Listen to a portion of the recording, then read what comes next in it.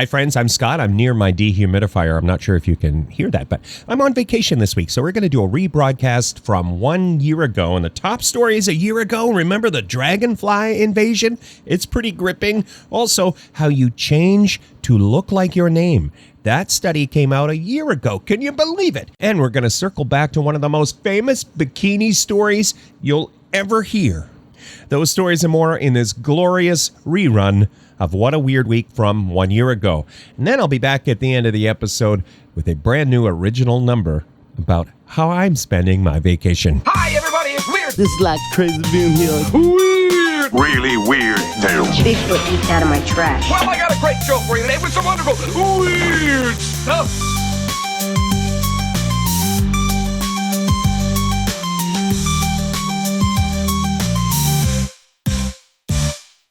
Season 5 episode Can't Remember for Friday, August the 2nd, 2024. By the way, sometime in the last little while, we got another 5-star review. That's appreciated. Every show says this, but it's true. Those reviews do help. Especially when I'm lying awake at night and the weight of the world is crushing my spirit. And then I think of that 5-star review. I feel great. 10. All right, kicking things off this week, the swarm of dragonflies at the beach in Rhode Island. They went berserk and they attacked beachgoers. Oh my God, I'm scared. It does look kind of scary, you guys. We'll link to that video. That's from WBZ-TV, and we'll link to that in the show notes, shownotes.page. Some, if you don't have a chance to click, some beachgoers are fleeing in terror. Not really. A couple, though, appear to be hiding under a beach towel. So what the heck was happening? It was thousands of dragonflies. Has it ever happened before? Is it a sign that we're in the end times? First of all, dragonflies hardly ever bother you. Mostly they just fly around and actually do a lot to control the mosquito population. They quote an expert in the article as saying that this swarm happened outside their normal swarming times or migration period. Dragonflies tend to migrate between the middle of August and the middle of September. They have been known to get up and leave when their swamp habitats dry up. So the article says that's probably what was going on, that the swamp dried up and it was time for those dragonflies to leave. And they all leave together, and this beach happened to be on their journey. The article does have some advice at the end there. If you're ever involved in some sort of dragonfly swarm, panic. Oh, no, wait, don't panic. I misread the end there. It's don't panic, you guys. 9. Okay, we have an update to a story that we covered before about Princess Leia's famous bikini. Before we get into it, I want to stress how I'm not a fan of clickbait, and I try not to do clickbait stuff. We've all clicked on articles where the picture gets your attention and you're like, hello, Gov. And then the article is not what you expected at all. What is this garbage? I feel like maybe we did that when we covered the Princess Leia bikini story the first go around last month, because we had a photo of the famous bikini in the show notes and it was one of our most clicked blogs. If you got clickbaited by that, not knowing you were clicking onto the blog of this weird news show, this garbage show, sorry about that. But if you're hearing this, I guess it means you came back for another episode. So, clickbaiting works. I stand by it. So I still haven't seen Return of the Jedi. It's on my list, but the gold bikini worn by Carrie Fisher as the character Princess Leia went to auction. We reported on that. It made $175,000 at this auction. Back when we covered this the first time around, this famous bikini auction, the Princess Leia bikini was going to have an opening bid of $30,000. So it got up there, $175,000. This one was an interesting auction. Not only did they have the bikini worn by Princess Leia, they had a Harry Potter wand.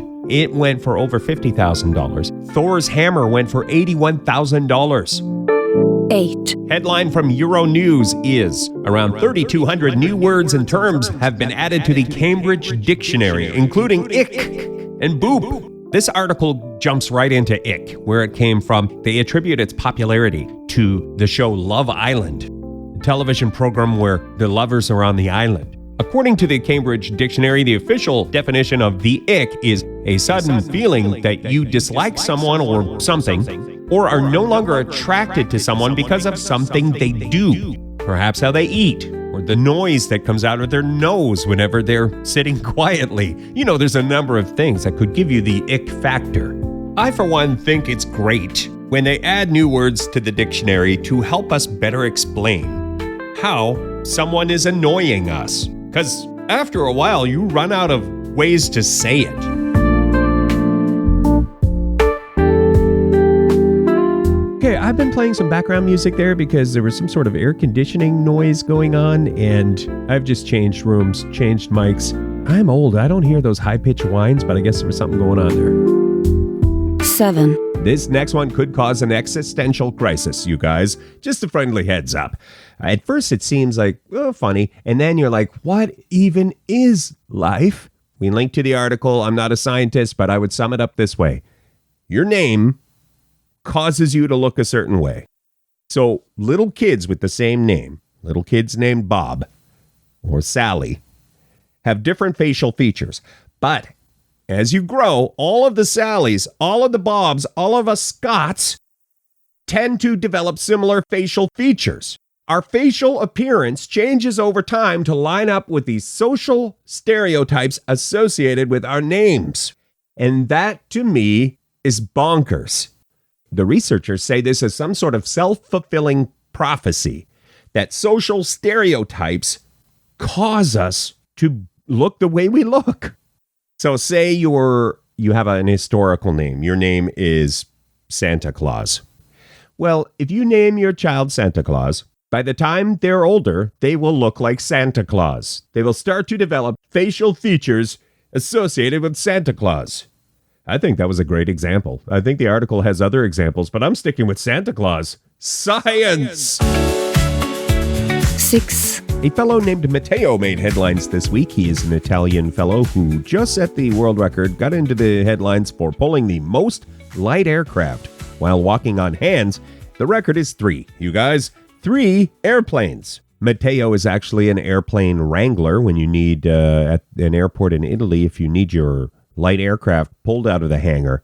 And Matteo does that. That's his job. So, no, I'm just kidding. That's not his job at all. He is just very athletic, and he pulled 3 airplanes while walking on his hands. He's already looking forward to setting a new world record, breaking his own record by pulling 4 aircraft. He's talking about that. That's the next feat.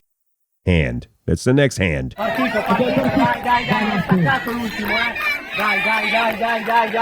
We link to the video in the show notes. 5. Here's another bear headline for you. Bear opens SUV in search for food while driver was still in the vehicle. We got this story from 98.7 The River, Savannah's at-work station.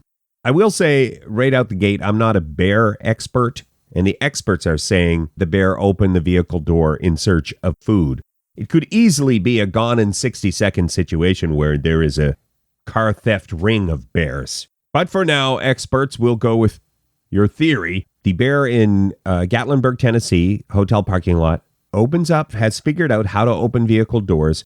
There is a person in the vehicle.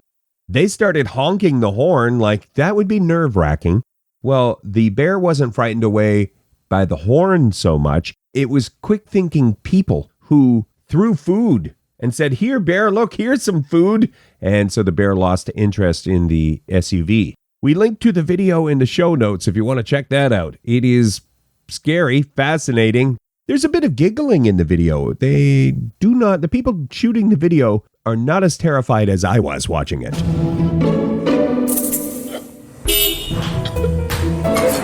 Open the door! Bad bear. He's going over the back door. Lock your doors. 4.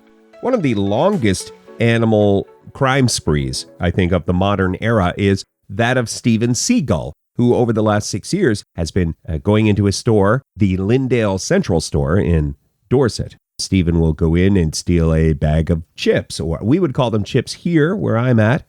Where this occurs, I believe they're referred to as crisps. So it's been going on for years. In the last couple of months, the manager of the store says Steven, the thieving Seagull, has stolen about 30 bags of chips or packets of crisps. 30? So that's every other day, right? Every other day, Steven is coming in, stealing chips. That ain't right, Steven. They've got signs up in the store. Please close the door behind you. People see it happen. They witnessed it and it's fascinating. And you're like, wow, that's hilarious. And it probably is. But when you're losing stock over 6 years, it is a difficult scenario, frustrating scenario. And what, are you going to hire a loss prevention officer who just takes care of the bird situation? That's probably not cost effective. The thing I don't get is, they have video evidence. We link to the video in the show notes. Are they soft on crime in Dorset? We have all the evidence we need. Why hasn't this bird been convicted yet? 3, Okay, this one, trigger warning. Trigger warning. PG-13, kids, earmuffs. This could be triggering to you. This involves an injury to someone's hand. It's a weird story, though. The Australian field, I would call it field hockey where we're at because we have ice hockey so much. I would say this fellow plays field hockey. The Australian hockey player who, to compete at the Paris Olympics, this fellow named Matt, he decided to have part of his finger amputated. The doctor said he got an injury, and the doctor said it's going to take 4 to 6 months to recover. That would have meant Matt misses the Paris Olympics. So he decided, no, let's have the thing amputated. That's dedication. That's let's wrap it there. Wrap it. Let's end the story there. Australian field hockey player Matt and his dedication to his team competing in his 3rd Olympics in Paris. 2, So this was the weirdest weather story I heard all week. I had no idea any of this happened, and apparently it happens every year. Sand from the Sahara Desert causing recent lull in the hurricane season.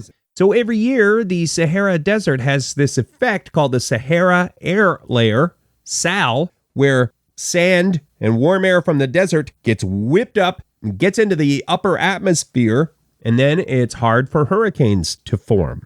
So on my part of planet Earth, the Atlantic hurricane season was predicted to be a doozy, and then there's been a bit of a lull. That's why the sand from the Sahara Desert, according to the experts. Also, on the opposite of a bright note, the experts caution that we're not through hurricane season and it's still going to be bad. This is just a bit of a lull because of that Sahara air layer effect. Honorable mention. We love glass, and it is an unhealthy relationship.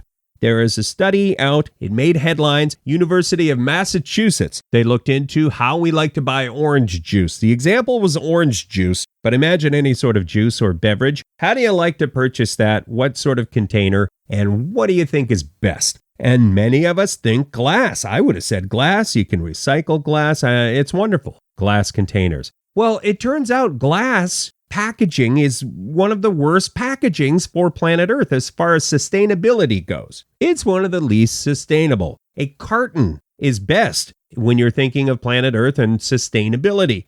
Next is plastic. What?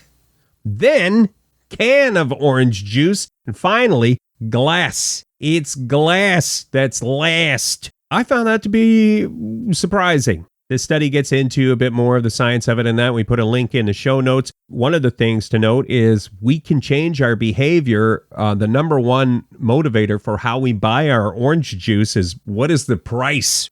So if you can get the price down, we'd buy a carton. We'd buy it in a boot if the price was right. Now, the survey didn't indicate that, but I'm pretty sure further research would indicate we would drink out of a boot if the price was right. 1, Number 1 this week is We're Friend Rich, and researchers didn't know that. Old research seemed to indicate that friendships were dropping like flies. Now, the American Friendship Project, The Status of Health and Friendship in America, study indicates that American adults have more friends than previously thought, with an average of 4 to 5 friends. That seems like a lot. I'm trying to think now, do I have... Oh no, I'm in the 2% of participants who reported having no friends. I'm pretty sure 4 to 5 friends, that sounds exhausting. But, I'm jealous also. A couple other things from the study. Many Americans desire a closer friendship and more time to spend with friends, but are generally satisfied with their current friendships. So well done, America. Friend to many. Okay, we'll wrap up there. Thanks for listening to the program. This is called What a Weird Week. My name is Scott. You can go to shownotes.page for transcript, or if you want to subscribe to our podcast, if you want to smash buttons and give stars and all that, shownotes.page.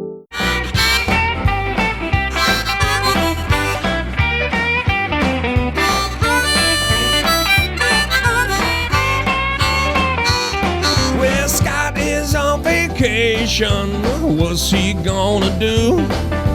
Probably eat donuts, one for me and you. Maybe then I'll go out and buy myself a chainsaw. I only got $10, so I don't know if that's enough. I'm gonna chop, chop, chop, chop, and a saw. I don't own a chainsaw, don't know what you call it. Chop or saw, that's what I'm gonna do, baby.